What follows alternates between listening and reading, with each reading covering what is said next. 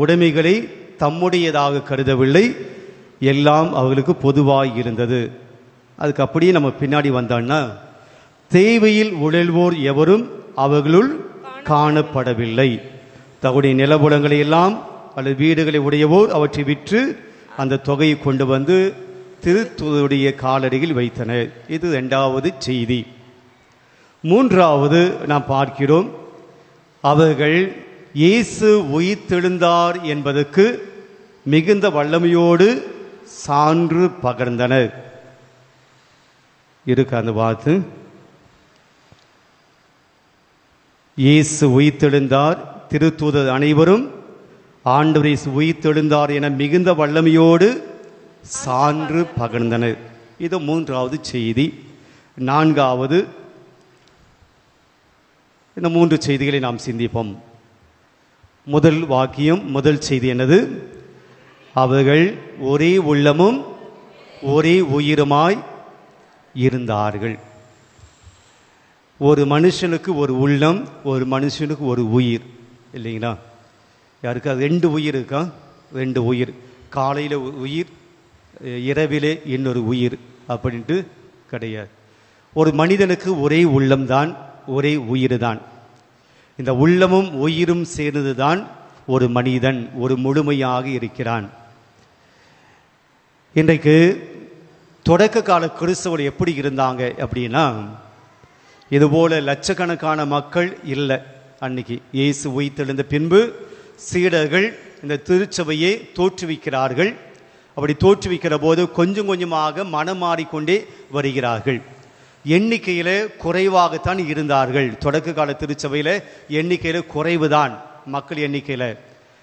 அவர்கள் குறைவாக இருந்தாலும் மனம் மாறிய எல்லா கிறிஸ்தவங்களும் எப்படி இருந்தாங்க அப்படின்னா, வெவ்வேறான உள்ளம் கிடையாது, வெவ்வேறான உயிர் கிடையாது. ஆளாளுக்கு தனி உள்ளம், ஆளாளுக்கு தனி உயிர் கிடையாது. அவர்கள் எல்லோருமே ஒரே உள்ளமும் ஒரே உயிரும் கொண்டு இருந்தார்கள். என்ன சொல்ல வராரு? அவர்கள் எல்லாரும் ஒரே உடம்புக்கு என்ன வலியோ, ஒரு உடம்புக்கு என்ன ஆசையோ, ஒரு உடம்புக்கு என்ன தேவையோ அது எல்லாருடைய தேவையாய் இருந்தது. ஒரு மனுஷனுடைய தேவை அடுத்த மனிதனுடைய தேவை, ஒரு மனிதனுடைய விருப்பம் அடுத்த மனிதனுடைய விருப்பமாய் இருந்தது. அவர்கள் ஒருமித்து இருந்தனர். இன்னும் ரொம்ப ஷார்ட்டாக சொல்லணும்னா, அவர்கள் உறவில் ஒன்றித்து இருந்தனர். They were strong in the relationship. அவர்கள் தங்களுடைய உறவில் ஒன்றித்து இருந்தனர். நம்பிக்கை கொண்டு எல்லாரும் ஒன்னா இருந்தாங்க. இன்னைக்கு குடும்பத்திலேயே ஒன்னா இருக்க முடியல. ஒரே குடும்பம் தான், கணவன் மனைவி பிள்ளைகள் பெற்றோர்கள் மாமனார் மாமியார், ஒரு குடும்பம் தான், இரத்த உறவுகள் தான். ஆனால் குடும்பத்தில் ஒன்றா இருக்க முடியல. எல்லாரும் இயேசுவை நம்புகிறவர்கள் தான். இயேசுவை நம்புகிற ஒரே கத்தோலிக்க குடும்பம் தான். ஒரே ஞானஸ்தானத்தை தான் நாம் எடுத்திருக்கிறோம். ஒரே திருவிருந்திலே பங்கெடுக்கிறோம். ஒரே சாமியை தான் கும்புறோம். ஒரே கோவிலுக்கு தான் வருகிறோம். ஒரே திருப்பலியிலே தான் பங்கெடுக்கிறோம். ஒரே நற்கரையை தான் வாங்குகிறோம். ஒரே கத்தோலிக்க குடும்பமாக இருக்கிறோம். ஆனால் ஒரே உள்ளமும் ஒரே உயிருமாய் நம்முடைய குடும்பத்தில் இல்லை. குடும்பத்திலேயே நம்ம ஒன்றா இல்லை அப்படின்னா, ஒரு பங்கில் ஒரு அன்பியத்தில் நாம் ஒன்றா இருக்க வாய்ப்பு இல்லை. பிரியமான யோசிச்சு பார்ப்போம். ரொம்ப ப்ராக்டிக்கலாக நம்முடைய அன்பியமாகட்டும், பங்காகட்டும், அல்லது நம்ம வாழக்கூடிய இடமாகட்டும், நம்முடைய வீடாகட்டும் சொல்லிக்கொள்ள முடியுமா? கடவுள் மீது நம்பிக்கை கொண்டிருக்கிற நாங்கள்லாம் ஒன்றா தான் இருக்கிறோம். ஒரே உயிரும் ஒரே உள்ளமுமாய் இருக்கிறோம்.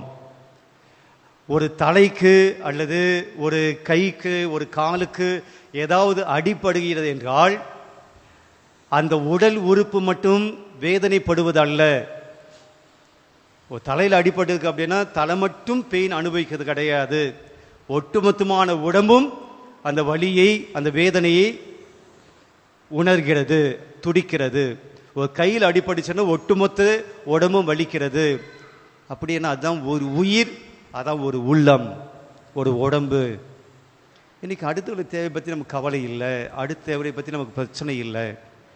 பிரியமானவர்களே, நம்பிக்கை கொண்டவர்கள், இயேசுவின் மீது நம்பிக்கை கொண்டவர்கள் அந்த காலத்தில் எப்படி இருந்தாங்கன்னா, அவங்களுடைய உறவு நல்லா இருந்துச்சு, அவங்களுடைய ரிலேஷன்ஷிப் நல்லா இருந்தது, உறவில் வாழ்ந்தார்கள்.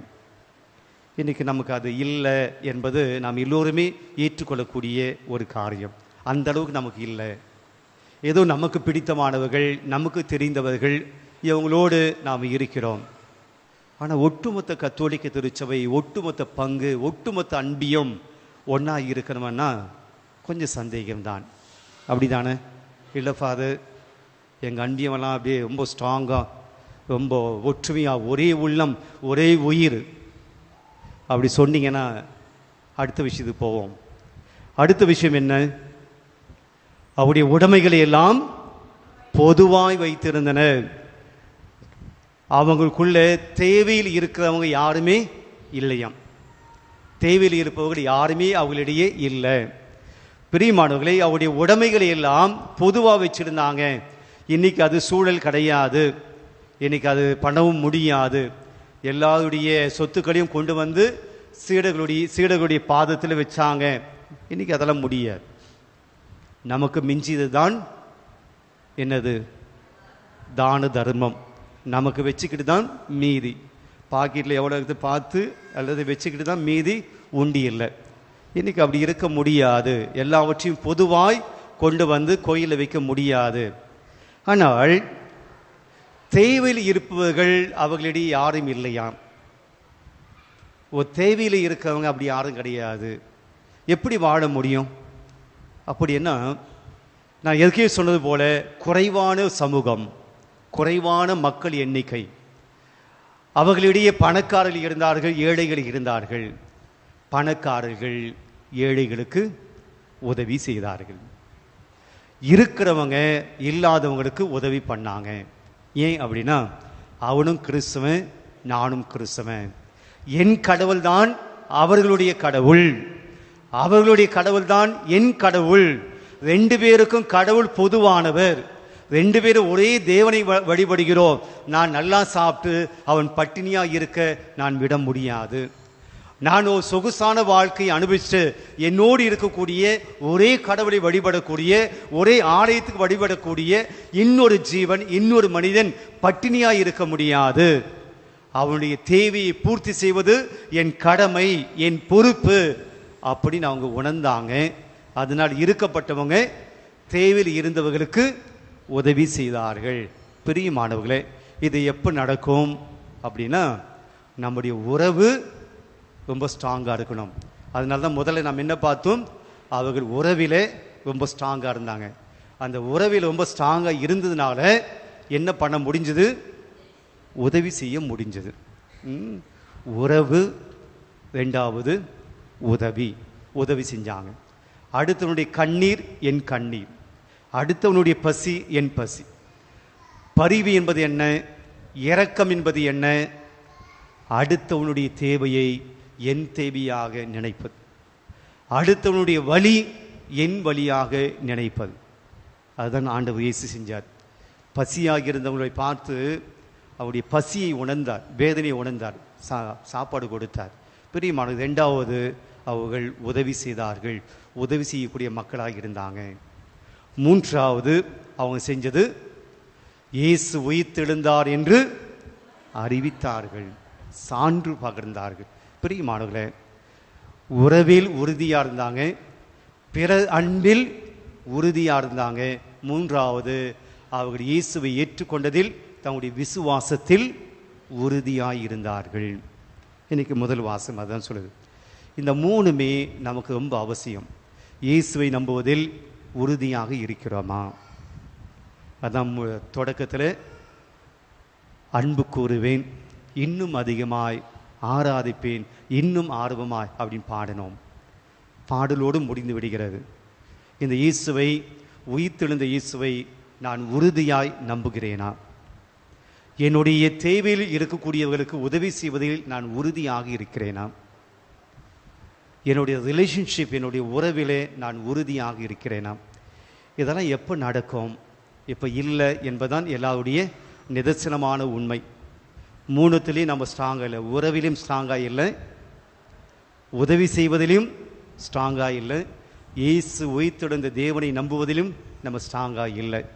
இது எப்போ நமக்கு ஸ்ட்ராங்காக மாறும் என்றால், இன்றைய நற்செய்தியிலே ஆண்டவர் இயேசு நிக்கதேமு என்கிற ஒரு மனுஷங்கிட்ட ஒரு செய்தியை சொல்வார், நீ மறுபடியும் பிறக்க வேண்டும்.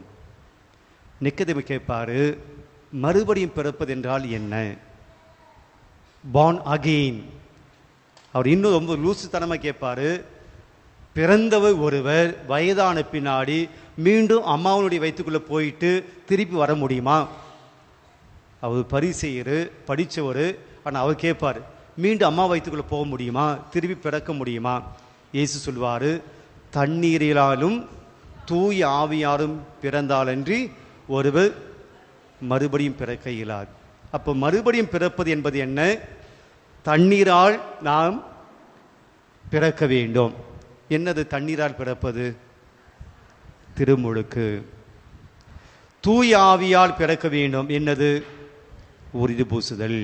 பிரியமானவர்களே, இந்த தண்ணீரால் பிறப்பது, இயேசு ஞானஸ்நானம் இருக்கிற போது அவர் மீது யார் வந்து இறங்கினார்? ஆவியானவர் இறங்கினார். அப்போ நீரினால் பிறப்பதும் ஆவியால் பிறப்பது.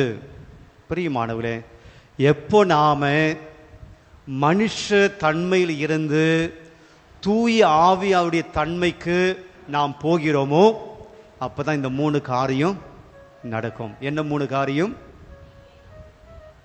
என்னங்க இப்பதான் சொன்னேன், உறவு, உதவி, இயேசுவை நம்புவது. இந்த 3ம் ஆவியால் ஏவப்பட்டவர்களால் தான் முடியும். மனுஷ தன்மையில் நம்ம கண்டிப்பாக முடியாது. மனுஷ தன்மையில் எல்லாரையும் நீங்கள் அன்பு செய்ய முடியாது. எல்லாரையும் அன்பு செய்ய முடியாது. குறைந்தபட்சம் எல்லாருக்கும் ஒரு எதிரியாவது இருப்பாங்க. இங்கே இருக்கிற எல்லாருக்குமே குறைந்தபட்சம் பிடிக்காத ஒரு நபர் யாரோ ஒரு வாழ்க்கையில் ஒருத்தராவது இருப்பாங்க. அவங்கள அன்பு செய்ய முடியாது. ஏன்னா நம்ம மனுஷ தன்மையோடு இருக்கிறோம். மனித தன்மையோடு ஒரே உயிரும் ஒரே உள்ளமுமாய் எல்லாரையும் அன்பு செய்ய முடியாது. மனுஷ தன்மையில் இருக்கிற நாம எல்லாம் எனக்கு வேணும் எனக்கு வேணும் நினைக்கிற நாம எல்லாருக்கும் உதவி செய்ய முடியாது. மனுஷ தன்மையில் இருக்கிற நாம இயேசுவே ஆண்டவர் என்று சொல்லி எல்லா சூழ்நிலையிலும் அறிவிக்க முடியாது. அவநம்பிக்கை வந்துடும். அப்ப நாம இயேசுவை ஏற்றுக்கொள்ள வேண்டும், உதவி செய்ய வேண்டும், நல்ல உறவில் வாழ வேண்டும் என்றால் நாம் யாரால் ஆட்கொள்ளப்பட வேண்டும்? தூய ஆவியால் ஆட்கொள்ளப்பட வேண்டும். மறு ரூபமாய் மாற வேண்டும். இயேசு தூய ஆவியால் ஆட்கொள்ளப்பட்டவரை அன்று வேறு எவரும் இயேசுவே ஆண்டவர் என்று சொல்ல முடியாது. எழுந்து நிற்போம். ஆண்டவிடம், ஆண்டவரே, நான் மறுபடியும் பிறக்க வேண்டும். நான் பகைமை எண்ணத்தோடு இருக்கிறேன், சுயநலத்தோடு வாழ்ந்து கொண்டு இருக்கிறேன். என்னால் உதவி செய்ய முடிஞ்சும் உதவி செய்யாமல் இருக்கிறேன். எல்லாரையும் அன்பு செய்ய முடிஞ்சும் அன்பு செய்யாமல் இருக்கிறேன். பகைவர்களை வைத்திருக்கிறேன், எதிரிகளை வைத்திருக்கிறேன். பிடிக்காத மனிதர்கள் வாழ்க்கையில் இருக்கிறாங்க, மன்னிக்க முடியாமல் இருக்கிறேன். அவநம்பிக்கை கொண்டிருக்கிறேன். இயேசு மேலே எனக்கு நம்பிக்கை இல்லாமல் பல சமயத்தில் இருந்திருக்கிறேன். எனக்கு நான் மறுபடியும் பிறக்க வேண்டும் ஆண்டவரே, தூய ஆவியின் மீது பொழியும் ஆண்டவரே சொல்லி பாடுவோம்.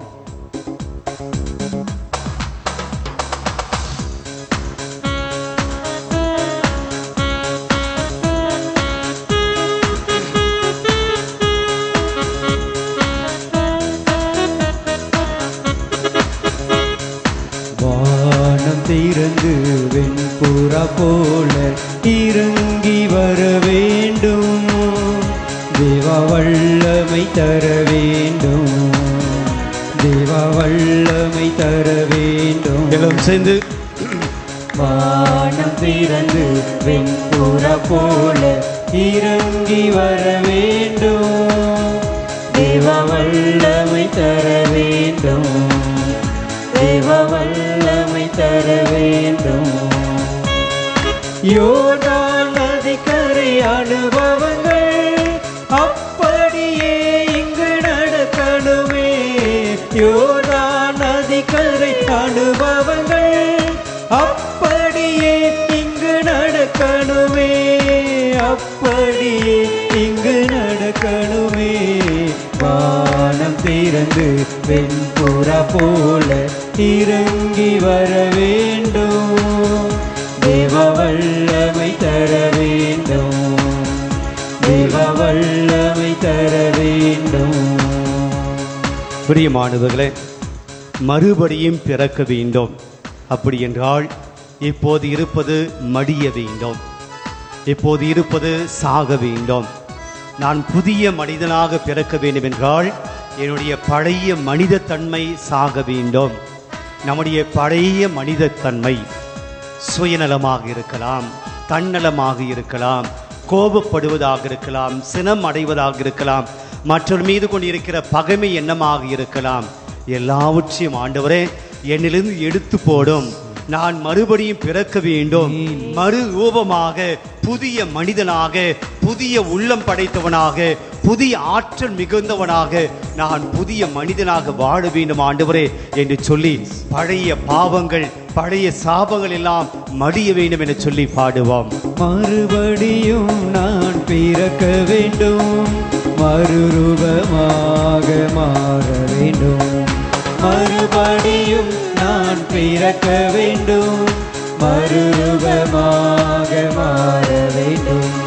யோர்தான் நதிக்கரை அனுபவங்கள் அப்படியே இன்று நடக்கணுமே. யோர்தான் நதிக்கரை அனுபவங்கள் அப்படியே இன்று நடக்கணுமே. அப்படியே இன்று நடக்கணுமே. வானம் திறந்து உற்சாகமாய் சேர்ந்து பாடுவோம். ஆவியான நம்மை இறங்கும்படியாய் ஜெபிப்போம். தூய ஆவியானது அன்றி இயேசுவே ஆண்டவர் என்று யாரும் சொல்ல இயலாது. அத்தகைய ஆவியானவரை அழைப்போம். வானம் திறந்து வெண்புறா போல இறங்கி வர வேண்டும். தேவ வல்லமை தர வேண்டும். நாம் பலவீனமானவர்களாய் இருக்கிறோம். பாவத்திலே பலவீனம் அடைந்து இருக்கிறோம். பாவங்கள் செய்து பலவீனம் அடைந்து இருக்கிறோம். நாம் வல்லமையோடு வாழ வேண்டும், சக்தியோடு வாழ வேண்டும், ஆவிக்குள் வாழ வேண்டும். கனிகள் நிரம்ப பொழிந்து அந்த கனிகளை நாம் வாழ வேண்டும் என்றால் ஆண்டவருடைய ஆவி நம் மீது இறங்க வேண்டும். வரங்களை பொழியக்கூடிய ஆவியானவர் நம்மை நிரப்ப வேண்டும். பாடுவோம். வரங்கள் கனிகள் பொழியனமே, வல்லமையோடு வாழணுமே என்று சொல்லி பாடுவோம். வரங்கள் கனிகள் பொழியனுமே, வல்லமையோடு வாழணுமே. வரங்கள் கனிகள் பொழியனுமே, வல்லமையோடு வாழணுமே. யோர்தான் நதிக்கரை அனுபவங்கள் அப்படியே இன்று நடக்கணுமே. யோர்தான் நதிக்கரை அனுபவங்கள் அப்படியே இன்று நடக்கணுமே. அப்படியே இன்று நடக்கணுமே. வானம் திறந்து வெண்புறா போல இறங்கி வர வேண்டும். தேவ வல்லமை தர வேண்டும். தேவ வல்லமை தர வேண்டும். தாவீது சொல்லுவார், நான் செய்த பாவங்கள் எப்போதும் என் கண் முன்பாகவே இருக்கின்றன. அந்த பாவங்களை நினைத்து நினைத்து நான் அழுது என்னுடைய எலும்புகள் எல்லாம் உருகி போயின. தாவீதுக்கு மட்டும் இல்லைங்க, நம்முடைய வாழ்க்கை நாம் செய்த பாவங்கள் எல்லாம் நம் கண் முன்பாகவே இருக்கின்றன. நாம் மனதுக்குள்ளே நினைக்கிற போது அந்த பாவங்கள் நமக்கு வெட்ட வெளிச்சமாக இருக்கின்றன. பாவங்களினால் நாம் சாபங்களை பெற்றிருக்கிறோம். ஆண்டவரிடம் சொல்லும், ஆண்டவரே என் பாவங்கள் என் காயங்கள் எல்லாம் நீங்க வேண்டும். நான் பரிசுத்த வாழ்வு வாழ வேண்டும். உம்மை போல தூய்மையான வாழ்வு வாழ வேண்டும். கன்னி மரியாவை போல தூய்மையான வாழ்வை நான் வாழ வேண்டும். சூசையை போல நீதிமானாய் நான் வாழ வேண்டும். என் பாவங்கள் நீங்க வேண்டும் ஆண்டவரே, என் காயங்கள் நீங்க வேண்டும் ஆண்டவரே, பரிசுத்த வாழ்வு வாழ வேண்டும் ஆண்டவரே என்று சொல்லி நம்முடைய பாவங்களுக்காய் மன்னிப்பு கேட்போம், பாடுவோம். பாவங்கள் காயங்கள் நீங்க வேண்டும், பரிசுத்த வாழ்வு வாழ வேண்டும். பாவங்கள் காயங்கள் நீங்க வேண்டும், பரிசுத்த வாழ்வு வாழ வேண்டும். யோர்தான் நதிக்கரை அனுபவங்கள் அப்படியே நடக்கணுமே, யோர்தான் நதிக்கரை அனுபவங்கள் அப்படியே இங்கு நடக்கணுமே, அப்படியே இங்கு நடக்கணுமே. ஞானம் திறந்து வெண்புறா போல இறங்கி வர வேண்டும், தேவ வல்லமை தர வேண்டும். வல்லமை தாரும் ஆண்டவரே, தேவ வல்லமை தர ஆவியாருடைய வல்லமை தாரும். எங்களை அபிஷேகம் செய்யும் உம்முடைய ஆவி எங்கள் மீது பொழியப்பட வேண்டுமா செபிக்கிறோம். ஆவியானவரே, என்னுடைய மத்தியில வாரும், எங்கள் மீது இறங்கும், எங்களை திடப்படுத்தும். எங்கள் பயங்கள் நீங்க வேண்டும், என்னுடைய அச்சங்கள் நீங்க வேண்டும், என்னுடைய கவலைகள் நீங்க வேண்டும், என்னுடைய கண்ணீர் மறைய வேண்டும், என்னுடைய சோதனைகள் நீங்க வேண்டும், என்னுடைய பாவங்கள் நீங்க வேண்டும். உம்முடைய வல்லமை தார வேண்டும், உம்முடைய வல்லமை தாங்க ஆண்டவரே, உம்முடைய வல்லமை தாங்க ஆண்டவரே சொல்லி பாடுவோம்.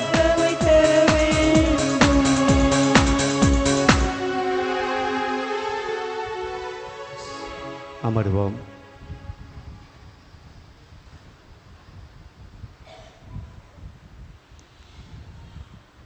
பிரியமானவர்களே, தொடக்க கால கிறிஸ்தவர்கள் ஆண்டவர் மீது நம்பிக்கை வைத்ததினால் அவருடைய உறவிலும் பிற அன்பிலும் தங்களுடைய நம்பிக்கையிலும் உறுதியாய் இருந்தார்கள். தூய ஆவியானவருடைய வல்லமையை பெற்று அவர்கள் தங்களுடைய வாழ்க்கையில் இந்த தேவனுக்கு விசுவாசம் உள்ளவர்களாய், நம்பிக்கை உள்ளவர்களாய், பிரமாணிக்கமான ஒரு வாழ்க்கையை வாழ்ந்தார்கள். அதனால்தான் அவர்களை நாம் எப்படி அழைக்கிறோம்? தொடக்க கால நம்பிக்கையாளர்கள். தொடக்க கால நம்பிக்கையாளர்கள். தொடக்கத்தில் இந்த திருச்சபை இந்த நம்பிக்கையாளர்களால் மிக வலிமையாய் அவர்கள் வழி நடத்தினார்கள். எந்த அளவுக்கு என்றால், மறைசாட்சியாய் மடியக்கூடிய அளவுக்கு, தங்களுடைய உயிரை கொடுக்கக்கூடிய அளவுக்கு அவர்கள் தொடக்க கால திருச்சபையிலே இருந்தார்கள். இன்றைக்கு நாம் வாழ்கிற இந்த சூழ்நிலையில் நம்முடைய உயிரை விடக்கூடிய அளவுக்கு நமக்கு எந்த ஆபத்தும், நம்முடைய விசுவாசத்துக்கு எந்த ஆபத்தும் இல்லை. நம்முடைய விசுவாசத்தை பாதுகாத்து கொள்ள வேண்டும் என்பதற்காக நாம் உயிரை விடக்கூடிய அளவுக்கு எனக்கு எந்த சூழலும் கிடையாது. 1-2 இடங்களில் இருக்கிறது. ஆனால் தமிழகத்தில் நமக்கு அப்படிப்பட்ட சூழல் கிடையாது. நம்முடைய விசுவாசத்துக்காக உயிரை கொடுக்கணும். நான் இயேசுவை நம்புவதனால என் உயிரை கொடுக்க வேண்டிய சூழலில் நான் இருக்கிறேன் என்று சொல்லக்கூடிய அளவுக்கு ஒன்றும் கிடையாது. ஆனால் எந்த ஆபத்தும் இல்லாமல் இருக்கக்கூடிய ஒரு சூழ்நிலையில் இந்த தேவனை நாம் எந்த அளவுக்கு நம்புகிறோம், எந்த அளவுக்கு நாம் இவரை நாம் நம்முடைய வாழ்க்கையினுடைய முதன்மையாக வைத்து நாம் செல்லுகிறோம். இனி கொஞ்சம் யோசித்து பார்ப்போம். எதெல்லாம் என் வாழ்க்கையில் இன்னும் இயேசுவை அதிகமாக நம்புவதற்கு தடையாக இருக்கிறது? நான் இயேசுக்கிட்ட இன்னும் நெருங்கி வருவதற்கு என்ன தடையாக இருக்குது? ஒரு நிமிடம் நாம் யோசிக்க போகிறோம், நம்முடைய வாழ்க்கையை சிந்திக்க போகிறோம். இன்னும் நான் ஒரு நல்ல கிறிஸ்தவனாக வர்றதுக்கு என்ன தடையாக இருக்குது? இயேசுவை நான் இன்னும் கொஞ்சம் அதிகமாக அன்பு செய்வதற்கு எது தடையாக இருக்குது? அது அவரவர் யோசிக்க வேண்டிய விஷயம். ஒரு சில நிமிடங்கள் ஆண்டவரை உற்று பார்க்க போகிறோம், ஆண்டவரோடு பேச போகிறோம், ஆண்டவரிடம் நாம் ஜெபிக்க போகிறோம். ஆண்டவரே, இந்த நம்பிக்கை நிறைந்த கிறிஸ்தவராக இருந்தாங்களே, முதல் வாசத்தில் நாங்கள் படித்தோமே, அதுபோல் நான் மாறணும் அப்படின்னா எது என்னை தடுக்குது?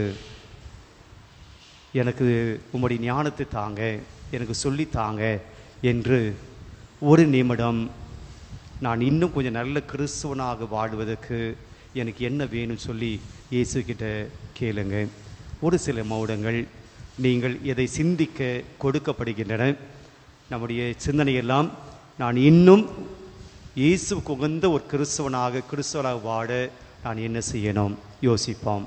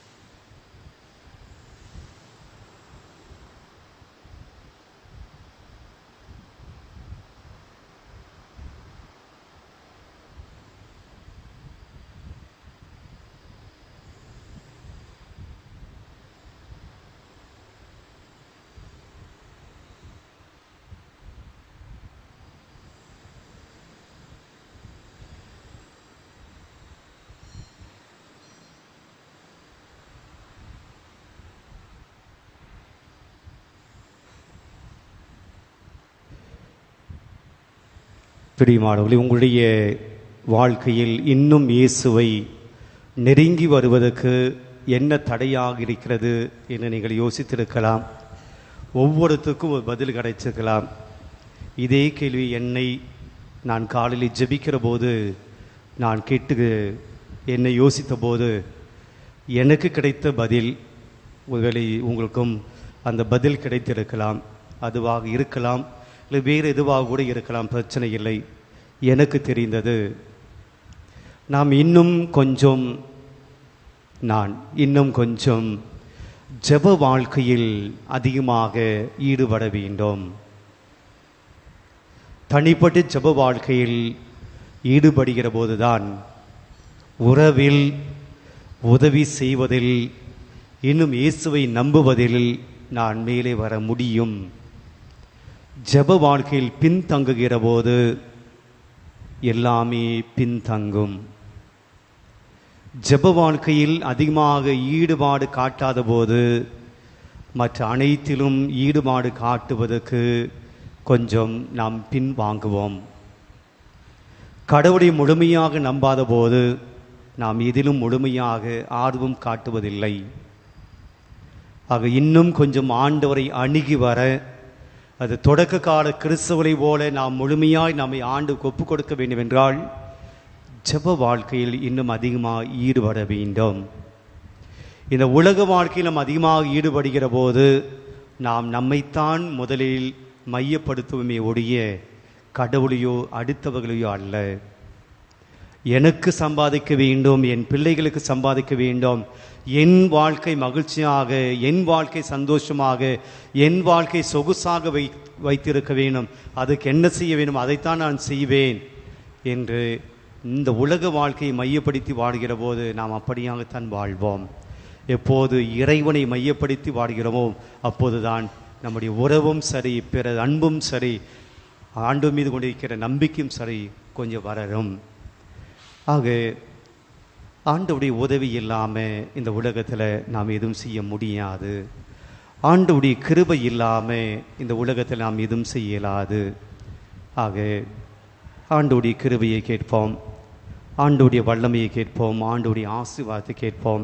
இந்த பாடல் வழியாக ஆண்டவருடைய கிருபை எந்த அளவுக்கு நம்மை தாங்குது, ஆண்டவருடைய கிருபை எந்த அளவுக்கு நம்மை மகிழ்ச்சிப்படுத்துது, ஆண்டவருடைய கிருபை இல்லைன்னா நம்ம என்ன ஆகியிருப்போம், ஆண்டவருடைய கிருபை இல்லைன்னா நம்முடைய வாழ்க்கை எப்படி போயிருக்கோம் என்று சொல்லக்கூடிய பாடலை பாடி, உங்கள் கிருபை இல்லாமல் நான் வாழ முடியாதப்பா, உங்கள் கிருபை இல்லாமல் நான் வாழ முடியாதப்பன்னு சொல்லி பாடலை பாடுவோம்.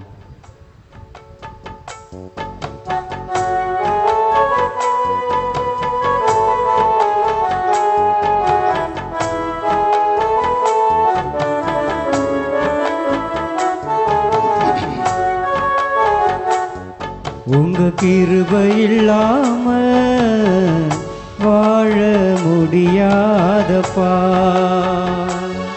உங்க கிருபை இல்லாம வாழ தெரியாதப்பா, உங்க கிருபை இல்லாம வாழ முடியாதப்பா, உங்க கிருபை இல்லாம வாழ தெரியாதப்பா. நான் நிற்பதோ உங்க கிருபைதா, நான் நிலைப்பதோ உங்க கிருபைதா, நான் நிற்பதோ உங்க கிருபைதா, நான் நிலைப்பதோ உங்க கிருபைதா, நான் நிற்பதோ நிலைப்பதோ உங்க கிருபைதானப்பா, உங்க கிருபை இல்லாம வாழ முடியாதப்பா, உங்க கிருபை இல்லாம வாழ தெரியாதப்பா.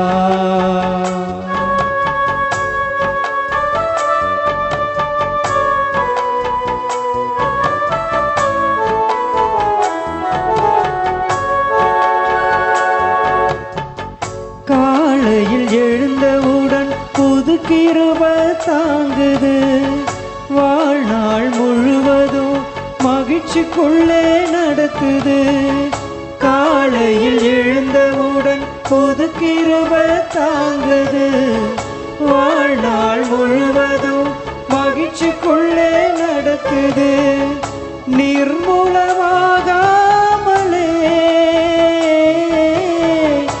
இதுவரை காத்தீரையா. பலவீன நேரங்களில் உம் கிருபை தாங்கினதையா.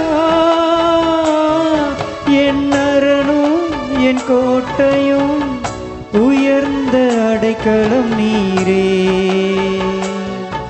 என் அரணும் என் கோட்டையும் உயர்ந்த அடைக்கலம் நீரே. உங்க கிருபை இல்லாம வாழ முடியாதப்பா. உங்க கிருபை இல்லாம வாழ தெரியாதப்பா. முழுதாள் படியிடுவோம். பிடிமாட எல்லாருக்குமே ஆண்டவருடைய கிருபை தேவைப்படுகிறது. ஆண்டவருடைய உதவி தேவைப்படுகிறது.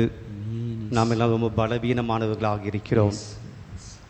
வாழ்க்கையில் வரக்கூடிய சின்ன சின்ன தோல்விகளை கண்டு துவண்டு போகிறோம். வாழ்க்கையில் வரக்கூடிய சின்ன சின்ன பிரச்சனைகளை கண்டு மனம் தளர்ந்து போகிறோம். இன்றைக்கு இருந்து நாளைக்கு மடிந்து போகக்கூடிய துன்பங்களை எல்லாம் பார்த்து நாம் மனம் உடைந்து போகிறோம். வாழ்க்கையில் என்ன செய்வது எது செய்வது என்று தெரியாமல் நம்முடைய வாழ்க்கையை துயரமாய் நாமே மாற்றிக்கொள்கிறோம். இன்னைக்கு எல்லாருக்கும் உதவி செய்யக்கூடிய தேவன் நமக்கு முன்னாடி இருக்கிறார். ஆண்டவரை பார்த்து சொல்லுங்க, ஆண்டவரே உங்க கிருபை எனக்கு வேண்டும். ஆண்டவரே உம்முடைய தயவு எனக்கு தாங்க. ஆண்டவரே உம்முடைய ஆசீர்வாதம் எனக்கு அவசியம். ஆண்டவரே நீங்க இல்லாம ஆண்டவரே நான் வாழ முடியாது. உங்க கிருபை இல்லாம ஆண்டவரே நான் வாழ முடியாத. ஆண்டவரே அது என்னுடைய வேலையாக இருக்கட்டும், என்னுடைய படிப்பாக இருக்கட்டும், என்னுடைய தொழிலாக இருக்கட்டும், என்னுடைய வியாபாரமாக இருக்கட்டும், என்னுடைய பிள்ளைகளுடைய எதிர்கால வாழ்க்கையாக இருக்கட்டும், என்னுடைய கணவனுடைய வாழ்க்கையாகட்டும், என்னுடைய வாழ்க்கையாகட்டும், என்னுடைய அப்பாவுடைய வாழ்க்கையாக யாருடைய வாழ்க்கையாகட்டும், ஆண்டவரே உம்முடைய கிருபையும் தயவும் இல்லை அப்படின்னா ஆண்டவரே நாங்கள் வாழ முடியாது. இந்த நாள் வரையில உம்முடைய கிருபை தான் ஆண்டவரை எங்களை வழி நடத்தியிருக்கு. இந்த நாள் வரையிலும் ஆண்டவர் முடிய கிருபை தான் எங்களை வழி நடத்தியிருக்கு. நன்றி சொல்ல ஆண்டவர் இன்னும் எங்களுக்கு ஆசீர்வாதித்தாங்க. இது நாள் வரையில எங்களை வழி நடத்தினீங்க. இது நாள் வரையில் எங்களை ஆசீர்வதிச்சிருக்கிறீங்க. இனிமேலும் கூட எங்க குடும்பத்தினுடைய பாதத்தில் ஒப்பு கொடுக்கிறோம். எங்களுக்கு மலை போல எங்களுக்கு முன்னாடி இருக்கக்கூடிய துன்பம் எல்லாம் உம்முடைய பாதத்தில் ஒப்பு கொடுக்க ஆண்டவரே. என்ன செய்வது ஏது செய்வது தெரியாம நாங்க பல பிரச்சனைகள் இருக்கிற ஆண்டவர், பல தேவைகளை இருக்கிற ஆண்டவரே, எல்லாத்தையும் உடைய பாதத்தில் ஒப்பு கொடுக்கிறேன் சொல்லி பிரியமானவரே உங்க தேவைகளை ஆண்டவருடைய கரத்தில் ஒப்பு கொடுங்க. உடல் நோயாக இருக்கலாம், உங்களுடைய குடும்ப தேவைகளாக இருக்கலாம், உங்களுடைய பண பிரச்சனைகளாக இருக்கலாம், படிப்பு சம்பந்தமான பிரச்சனையாக இருக்கலாம், வீடு சம்பந்தமான பிரச்சனையாக இருக்கலாம், வேலை சம்பந்தமான பிரச்சனையாக இருக்கலாம். ஒரு நிமிஷம் ஆண்டவர் முழுசா நம்பி நீங்கள் கேட்பதற்கு முன்னரே நீங்கள் பெற்று விட்டீர்கள் என நம்புங்கள், உங்களுக்கு அது கிடைக்கும் என்று தேவன் சொல்லியிருக்கிறார். இந்த ஆண்டவர் சொல்லி இருக்கிறார். இந்த தேவனுடைய உயிருள்ள வார்த்தைகள் நீங்கள் கேட்பதற்கு முன்பாகவே, நீங்கள் தேடுவதற்கு முன்பாகவே, நீங்கள் தட்டுவதற்கு முன்பாகவே உங்களுக்கு அது கிடைக்கும் என்று சொன்ன கடவுள் இதோ இங்கே இருக்கிறார். ஒரு நிமிடம் மௌனமாய் உங்களுடைய தேவைகளை எடுத்து வையுங்கள். ஆண்டவர் எனக்கு இது வேண்டும் ஆண்டவரே, ஆண்டவர் எனக்கு இது கிடைக்கணும் ஆண்டவரே, இது என்னுடைய தேவையாய் இருக்கிறது, உங்களுடைய பாதத்திலே நான் வைக்கிறேன், உம்மை நம்பி நான் பாதத்திலே வைக்கிறேன் சொல்லி உங்களுடைய தேவைகளை ஆண்டவருடைய கரத்திலே ஒப்பு கொடுங்க. ஆண்டவருடைய கிருபையை கேட்டு ஜெபம் பண்ணுங்க.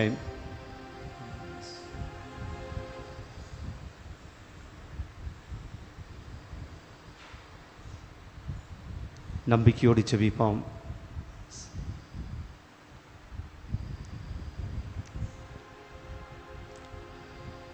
உங்களுக்கு கடுகளவு விசுவாசம் இருந்தால் இந்த மழை பெய்ந்த அப்பாடி போய் என்று சொன்னால் அது போகும். அத்தகைய நம்பிக்கையோடு ஜெபிப்போம்.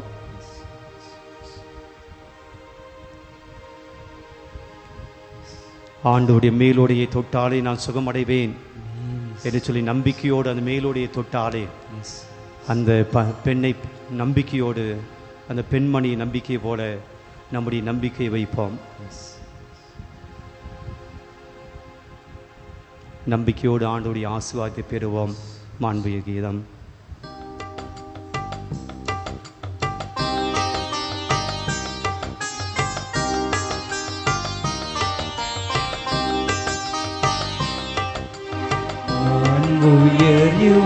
அருளடையாளத்தை தாழ்ந்து பணிந்தே ஆராதிப்போம். பழைய நியம முறைகள் அனைத்தும் இனி மறைந்து முடிவு பெறுக. புதிய நியம முறைகள் வருக. புலன்களாலே மனிதன் இதனை அறிய இயலா. குறைகள் நீக்க நம்பிக்கையின் உதவி பெறுக. தந்தை அவர்க்கும் மகன் இவர்க்கும் புகழ்ச்சியோடு வெற்றியாகும். மீட்பின் பெருமை மாட்சிமையோடு வலிமை வாழ்த்து யாவுமாக. இருவரிடமாய் வருகின்றவராய் தூய ஆவி ஆனவர்க்கும் அளவில்லாத சம புகழ்ச்சி என்றுமே உண்டாவதாக.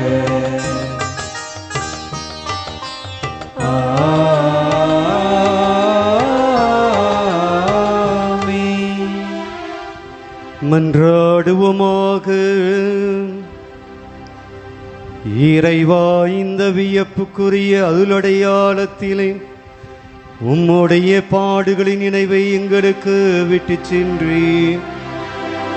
உம் திருவுட திரு ரத்தமாகியவற்றின் தூய மறைப்பொருளை வணங்கும் நாங்கள் உமது மீட்பின் பயனை இடைவிடாமல் தூய்த்துணர்ந்து மகிழ அருள்வீராக.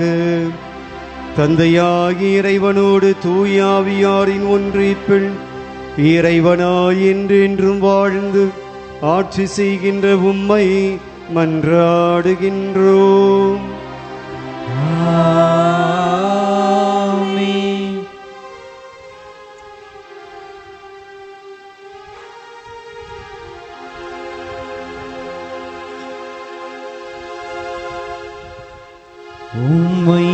உம்மைத்தான் நம்பியிருக்கிறோ, உம்மையன்றி யாரும் இல்லையப்பா. உம்மைத்தான் நம்பியிருக்கிறோ, உம்மையன்றி யாரும் இல்லையப்பா. அற்புதம் செய்யுங்கப்பா எங்க வாழ்க்கையில. உம்மைத்தான் நம்பியிருக்கோ ஏசப்பா.